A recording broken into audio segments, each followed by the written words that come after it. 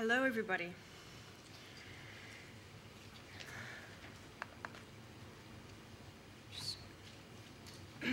Just switch this over at some point.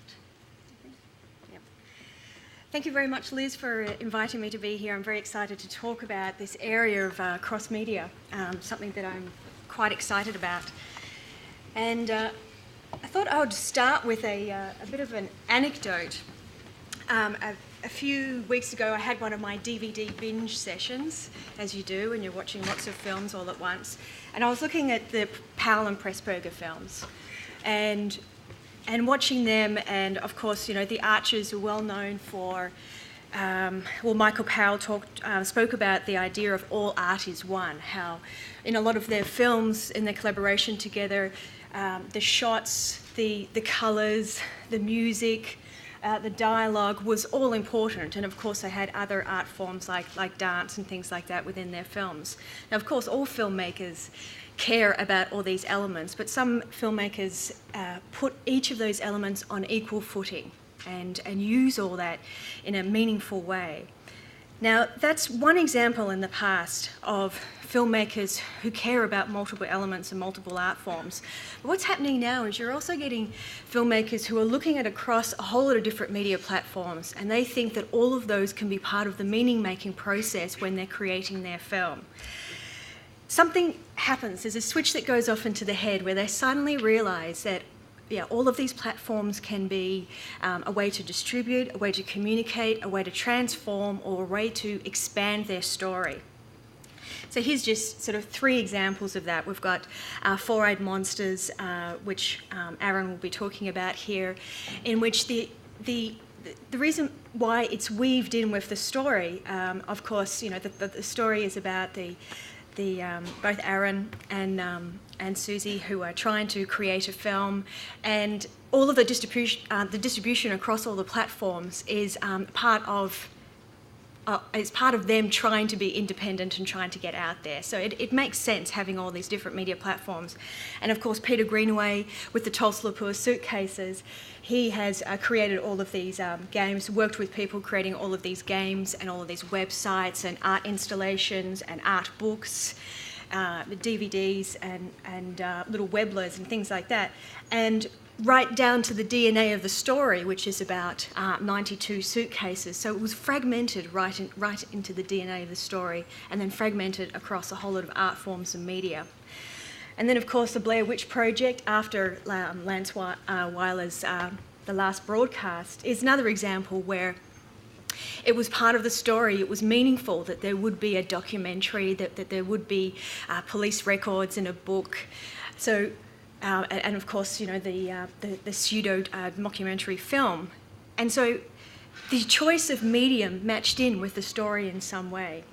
So these are just some quick examples, but why are people doing this? So we should look back at should you be doing it and why some other people have been doing it. And these are three questions I want to quickly sort of look over. You know, should we distribute across multiple media platforms? Should we promote across multimedia platforms? And should we expand the film? So, why distribute across media platforms? Well, one of the things that a lot of people are talking about is fragmented audiences, fractured audiences, and it's something that Toffler has spoken about in, the 1950s, about demassification. This is the idea that the more mediums that are out there, the more fragmented the audiences are. They can't be reached within the same media platform. So you have to keep adding on all of these different ways for people to access your feature film. So you've got your cinema experience, you've got your DVD, possibly online, and guerrilla screenings, and obviously mobile as well, and portable media devices. Now, each one of those mediums becomes a point of entry for separate audiences. So some people only go to the cinema or just like the cinema. Some people prefer just to go straight to DVD. Some people really enjoy getting their content, you know, via the web. They have media preferences that influences the way they consume content. Now, another factor that influences the reason why you distribute across multiple platforms is this idea that with digital technology, it's a different way of seeing content. And one of the metaphors that's been put out there is this idea of liquid media, that people don't associate media with a fixed, tangible object, or even a cinema or a DVD. They assume that it's actually going to be something that can freely move between a whole lot of different media platforms. It's free-flowing. And so all of the media platforms is a way to access that. And what also is matched in with this mindset is the presumption of the expectation of a lot of audiences that they can access the same film across a whole lot of different media platforms for their own use. So each one of those platforms has its own affordances. I want to go to the cinema to have the shared event, the spectacle of the event. Or I want to have a DVD so I can watch it with friends in the lounge room. Or I want to be able to have it so I can put it on my portable media device and watch it by myself while I'm travelling. So that rather than before that paradigm of reaching different audiences, there are also some audiences who want to be able to access the film in a lot of different ways according to their context of use. And what was interesting is, how actually pervasive this has become. This was a research that NBC released in terms, because this multi-platform approach is not just happening in film, of course, it's happening in broadcast, in print, in theatre, radio. And they released their research of the Olympics, and as you can see there with the quote, we thought that customers would be appreciative of the fact that we had so much across different platforms, he said, but nope, they were like, obviously, they just expected it. It's become the norm. So if you don't have your content across a whole lot of different media platforms, especially the internet, then you're sort of working against what is expected.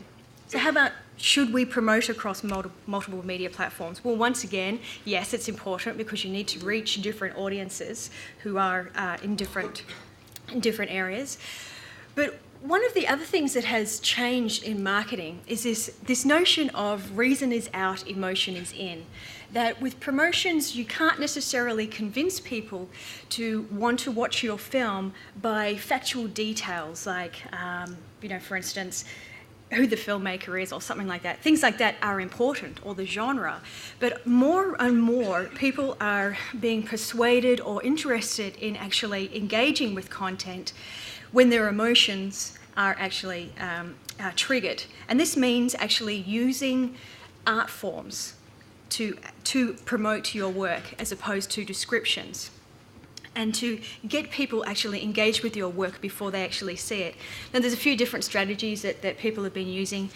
For instance, in Park Chan-wook's film Lady Vengeance, rather than just releasing a trailer, they released a 13-minute excerpt of the film. And 13 minutes, it was enough for you to actually really get engaged with the film and want to know more, and you feel as if you were quite familiar with it.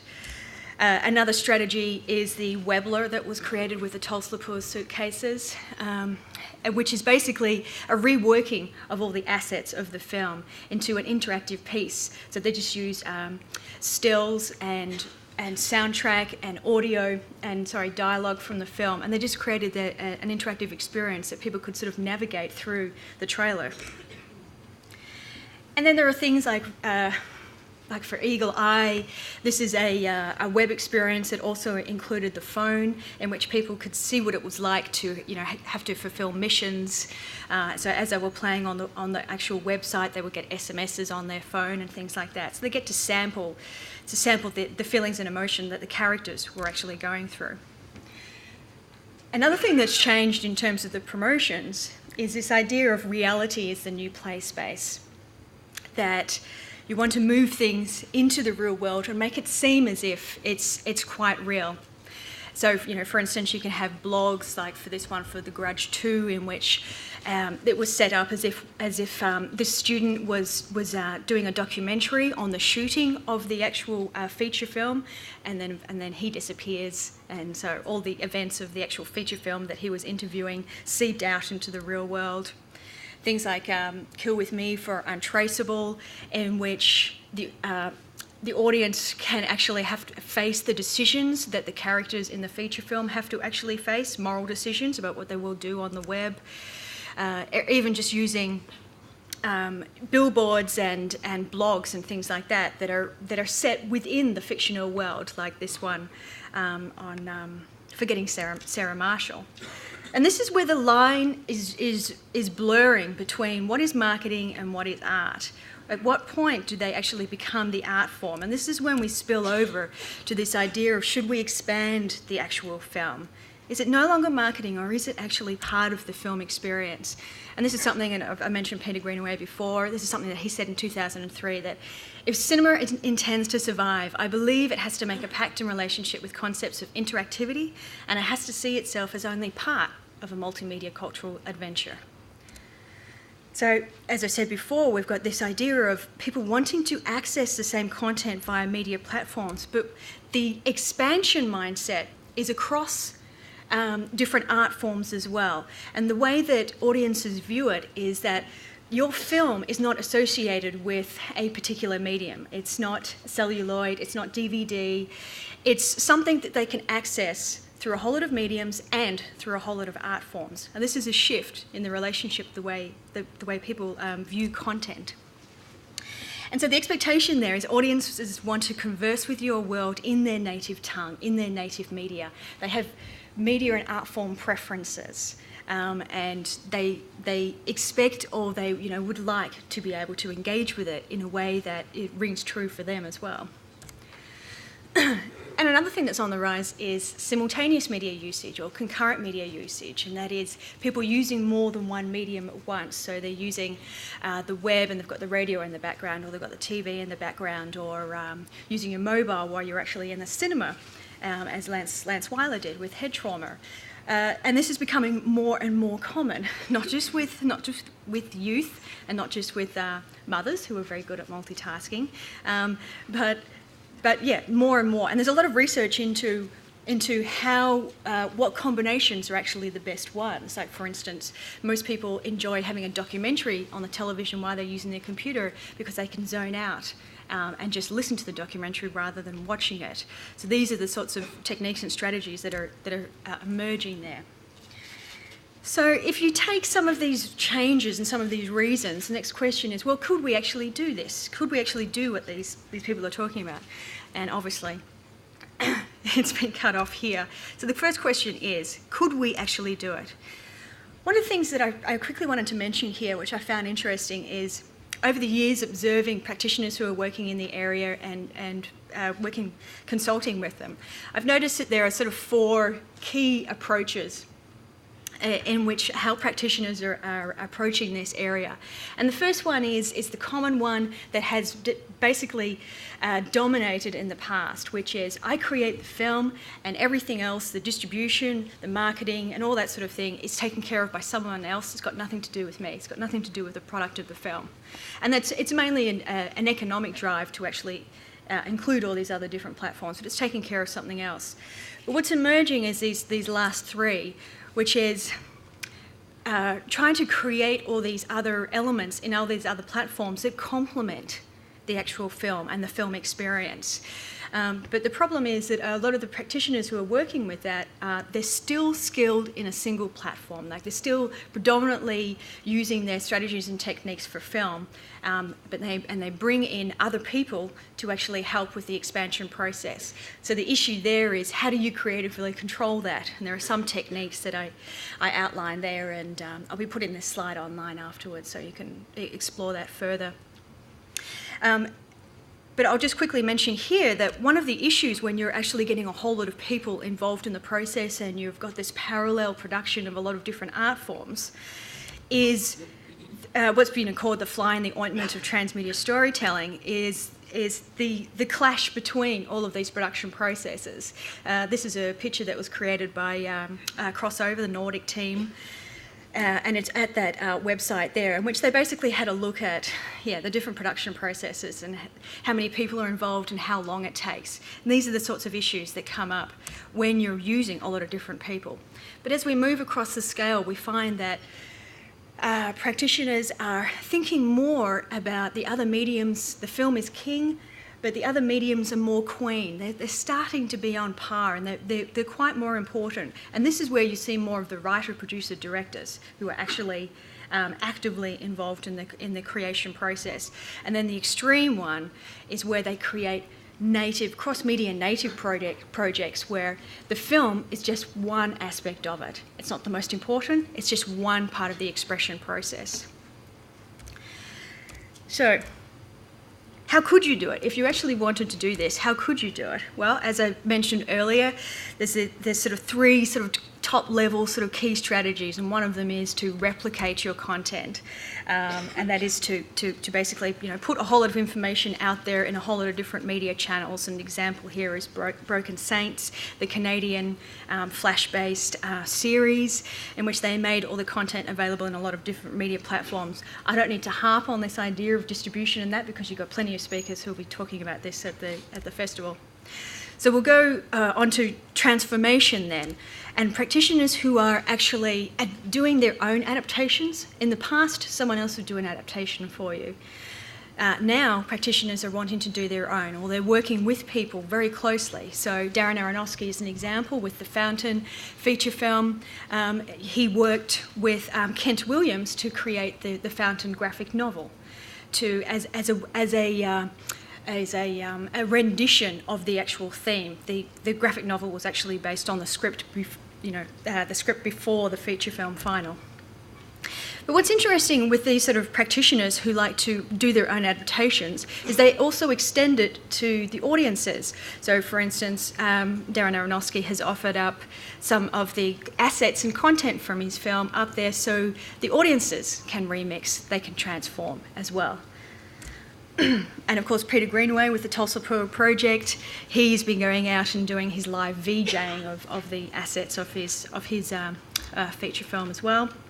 And this is an Australian creator who doesn't necessarily identify himself as a filmmaker because he does theatre, he does books, he does lots of different things. And he created a dance film that he then worked with some practitioners to create a rendition within the online virtual world of Second Life, so people could actually go in and experience some of the elements of that feature film. And then expansion, moving across and, you know, continuing your storyline, continuing your narrative. So here's an example with Joss Whedon. This is with Firefly, which obviously started as a TV series, but when the TV series finished, he continued the narrative in a graphic novel, and then there were webisodes that then continued on, and finally the feature film. And it was a sequential narrative that continued across, and Joss Whedon is one of them who is continuously playing with more than one media platform. And of course Richard Kelly, his latest experiment with Southland Tales, in which he created the three-book prequel drama before the actual feature film. And I don't have a pic here because I just quickly put this in at the last minute, but Rolf de Heer in Australia, an Australian filmmaker, he created 10 Canoes, and he actually had a whole lot of elements that came out with it, a gallery installation. There were services for the Aboriginal children using certain facilities out in the Northern Territory, and each one of those he called a number, like 11 canoes, 12 canoes, 13 canoes. So he wasn't actually creating all of those elements, but he bound them together by sharing the same name and continuing on the philosophy of the actual film. But what is possible? What could you do? Well, a lot of people are familiar with graphic novels, and that's been sort of one of the most common one in both broadcast and filmmaking. And then, of course, there's online interactive graphic novels like Lance Weiler's Head Trauma. Here is an example. Of course, casual games and fun games. This is one from Gorillaz, the Dirty Harry music video, which of course is all in animation. You can actually enter inside the music video and play around in the game online. I mentioned Second Life before, so for John August's The Nines, they created the whole house that the feature film was set in, and people could walk around the house and decipher some of the clues before they actually saw the feature film, try and figure out what was actually going on. Of course, social media sites, networks creating fictional characters in blogs, and all of those sort of techniques which are quite common. Creating fictional newspapers. This is one from a theatre production called 1001, in which audiences could go and have a look at this fake newspaper, which was set in the fictional world of the theatre production before and after the play. And of course, fictional websites for companies and characters. And this one is, if you don't recognise it, it's from Sunshine on a Spotless Mind, the company that erases your memory. You can go online and have a go at erasing your memory. And even all of the applications that are out there, like Google Maps and things like that. Here's one from We Tell Stories, which was created by UK company Six to Start, in which this story is using a whole lot of pictures of locations, and as you click on the location it reveals a bit of text. There's just a story using a common application. Things like QR codes and mobile technologies that can be embedded within your image. This is one from the Pet Shop Boys music video Integral. So while people are actually watching the video, they can actually utilise that technology, and that can link to websites and things like that. And of course, you can use your PDAs and mobiles either within the film experience or just creating locative arts works outside that are set within your fictional world. And this is UK's Blast Theory, who do a lot of these sorts of locative works. Jars of Honey is another device that people have used to deliver story information, and this is from I Love Bees, the alternate reality game, the marketing campaign that was set up for Halo, including payphones, in which people all over the world had to answer payphones in order to unlock the next story element. Cemeteries was another one that was actually used for part of a promotional campaign. Skywriting for The Dark Knight. Cakes with mobile phones embedded inside them that would ring from characters and things like that. This was for the Dark Knight. Clues embedded in T-shirts that you get as part of the concert or the campaign that draw people to websites and further information. DVDs that once you put them actually into the DVD player, they respond to the heat. So as soon as someone puts it in, with this one I think it was black, you put it in, and as soon as you play it, the first time you bring it out, you realise there's a whole lot of information that's revealed on the disc. All these things that you can play with. Stamps is another one that's been used. This was for a online interactive drama called Yours Truly, in which audiences voted for the outcome by purchasing special stamps. She ended up with him if everyone bought those stamps, and she ended up with him if they bought the other one. And of tents and events, you can have sort of live events, as Lance has done with Head Trauma, and create a whole cinema event, which I'll leave for Lance to tell you about. Billboards, of course. These are ones from the Lost experience, where basically they created all these fictional billboards. They were set within the fictional world, and here people just walking around the street, and it's fictional Oceanic Airlines, but it's advertising side by side with everything else that's actually happening. Stencils on the ground. Obviously, you can deliver story information by having people traverse around the streets, exploring part of the story, like this example from She Loves the Moon by The Strangers. Sticker novels is out there as well, like this one from Implementation.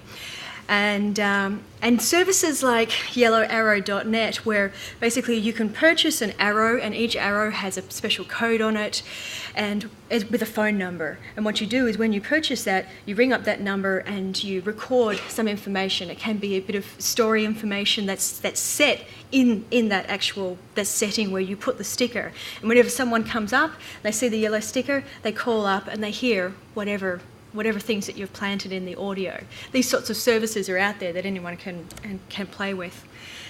More wacky things, botanicals, where your plants can ring you up and tell you if they need feeding or anything that you want to program them to do.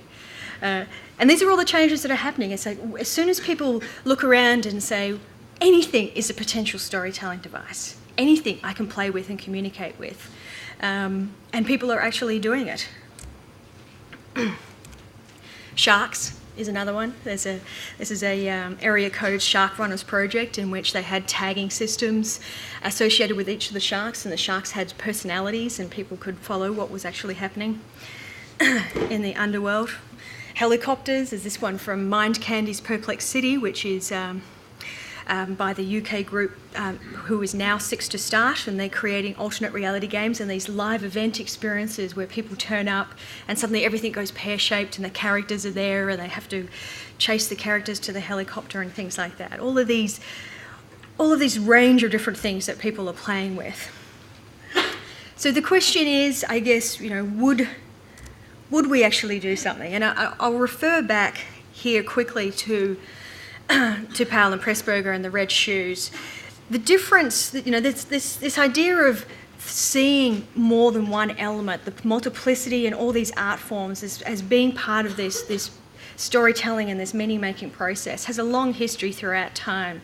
But the difference now is that people are looking across all these different media platforms, and instead of trying to technically converge them to create this one ultimate single device where it can do everything, people are retaining the integrity of all the different media platforms and trying to bring them together with content. So when someone experiences one medium and then they move to the other, then they're not diluting the experience of each one of those mediums, they're increasing them. But the challenge is, how do you keep people immersed when they're crossing over and they're exploring all of these things? And this is where the pivotal change and the great creative challenge is there. And it's something that a lot of audiences are actually looking forward to and exploring. So should we, could we, and would you? I mean, obviously it's up to you. I've given you a snapshot of some of the things that are actually going on. And I'd be interested to hear what you think and what you're doing. Okay. Thank you.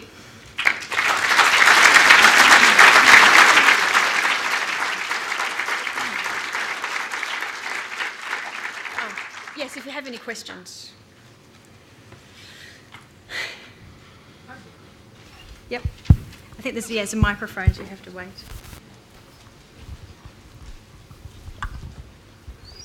Hello, I'm Carleen Page. Hello. It was a really good presentation. Actually, this is a bit of can I share your notes? You showed two documents on the cross-media, the two little grids, the one with the grid and then the one about the production thing. And I was wondering, is there any way that we could access that online, or could we email you? Would you send it? Yes. This slide. These slides will be at slideshare.net. I'll be putting them online there. All of these sessions will be put online permanently afterwards as well. So it'll all be accessible. Yeah. It was a really good presentation. Thank you. Thanks. Any naysayers in the audience? Oh, there's more. Not a naysayer. I just wanted to ask. I was overwhelmed by the possibilities in the sense of how can any one individual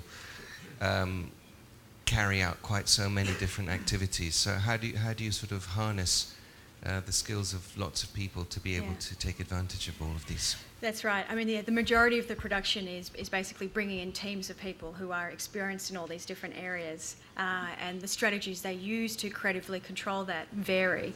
One thing is obviously getting everyone in at the beginning of the process, at the concept development stage, rather than afterwards. So you've got to guarantee that it's obviously more integrated.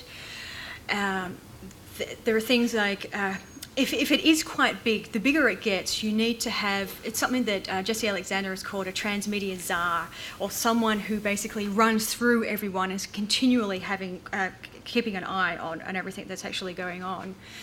Another thing is to have like a world Bible, as it's called in gaming and things like that, where you keep a record of all of the elements of your fictional world and you share that between all the people. Who are the characters? What are the assets? What are the important things you need to know about the plot or the backstory and things like that? And everyone shares that document. The interesting thing is that in some of these quite big productions like alternate reality games, which are big multi-platform projects, is the players and the fans actually populate all of that information in wikis, and most practitioners end up just using what the fans do because it's actually more detailed and up-to-date than what they can actually handle themselves. So those are some of the strategies that are actually used. It's quite the extreme when someone gets to the point where they do have that sort of cross-media native skill set. So yeah, hope that helps. Yeah. There's a few.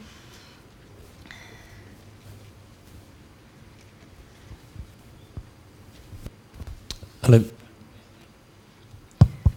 Thanks for the presentation. I used to run a company called Magic Lantern Productions, which does a lot of these things. We work with Six to Start and those guys. Yeah. One of the difficulties in the UK has been getting major corporations or broadcasters to sort of, stick the neck out basically to put development funding into get this kind of thing going. So a lot of the work that you've talked about has small scale indie guys who have chanced their arm, worked their socks off, and usually largely done it for a marketing purpose and not really made any money out of it. To what what have you seen that's kind of becoming commercially viable, and when's that sort of tipping point when it sort of kicks into major league money? The irony is I usually present the really big mass entertainment ones, but I thought, no, I should take it out, because usually people say, I can't do that. Show me something that's actually approachable. So of course someone wants the reverse. But yes, there are a lot of major productions that have been put out there, but at the moment they've been funded from a branded entertainment sort of model or something like that. And yeah, the majority of it's promotion based. And they hire practitioners who are skilled in that particular area, and they get them to actually take care of it. They've found, so the benefits therefore are, one, increased sales. Like they actually found that when they're commissioning these projects, they do increase their sales, but also the long-term engagement. I'm speaking in marketing terms here, but the long-term engagement and the loyalty and the undeniable experience that those who are working in it, and the buzz that it generates. And it's the same sort of model that you see over and over again. It's the buzz that benefits, that allows more people to find out about your project. If some people are actually compelled and excited and engaged with something, they talk about it, and they talk about it a lot. And the networks are out there, that information is getting out there very quickly.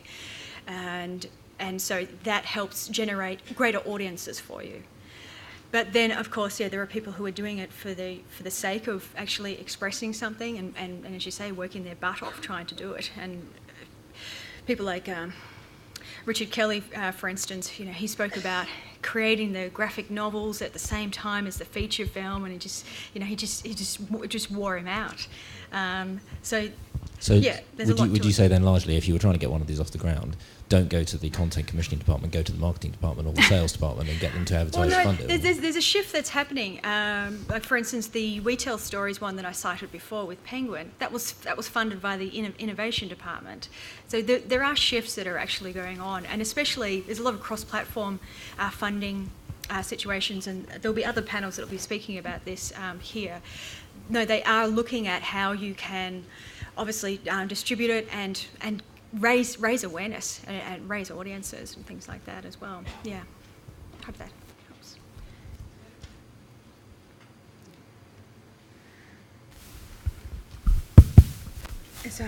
Hello. I was very interested in your presentation, but I was sorry, just can you put your hand up? I don't know. Yes, oh, there you hello. are. Sorry, yeah.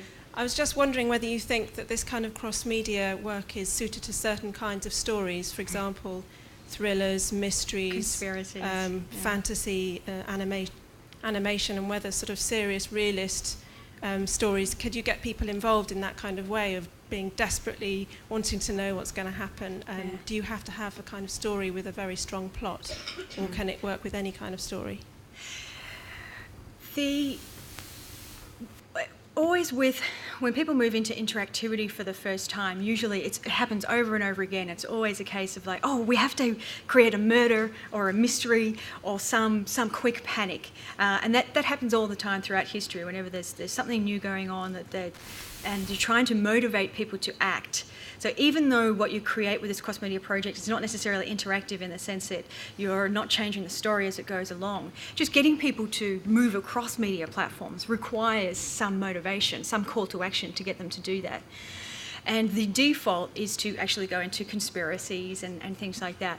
But the genre is not married to the actual format, or the mix of the formats, not at all. It just happens to be that those are the ones that are being explored.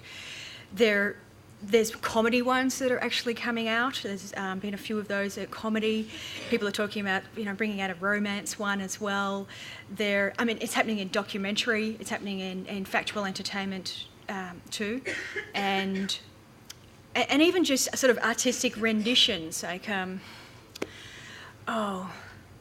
damn it, I can't remember the name of it, so I shouldn't try and refer to it. But yeah, no, it's up to the practitioner to actually make it work, and the fact is that if your content is compelling, people will move with the content, and to bundle these formats and to bundle the genres and to bundle the audiences together, which is so easily done. It's like, oh, this is youth, and conspiracy, is denying the possibilities of what can happen and what is slowly emerging.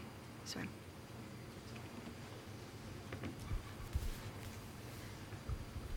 Hi. Hello. I thought your talk was brilliant and Thank you. very inspirational. Could I ask you what you feel is the way that you might educate the people that are going to enjoy the plethora of opportunities that are the consumer, the person that is going to go to the computer? Because a lot of the ideas here are very sophisticated and they're known about by the practitioners, and quite a small bunch of practitioners, I might say, and they aren't known about by the people that they're hoping are going to see them. And that must be a part of the process. So in the can we, it must be part of the process to tell people what they can do, how they can access it. Yes, no, good question. I skipped over this at the bottom, but basically what I found interesting is the practitioners and the skill level of the practitioners and the kind of productions that they create pretty much matches with an audience skill set and the kind of entertainment experiences that they want.